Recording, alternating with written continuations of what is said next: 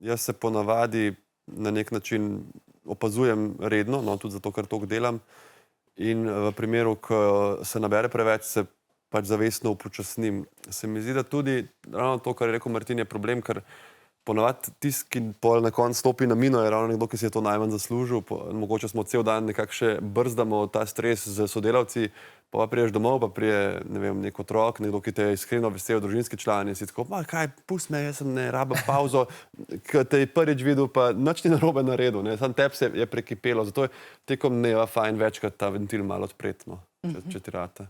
Gospod Martin, spomnim se vaših besed, ko ste rekli, da takrat, ko je še posebej hudo, predlagate 3 reči. Ena je pet športat, pet molit, pa spat. Pa spat, ja.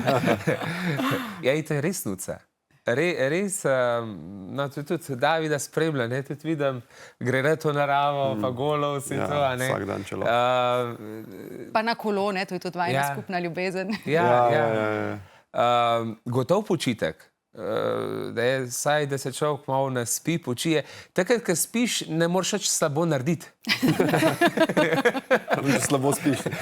Ne moraš ne zapravljati, ampak ne moraš ne zapraviti, je zastona, ne moraš nobene škode narediti, kaj čemu se spočiješ.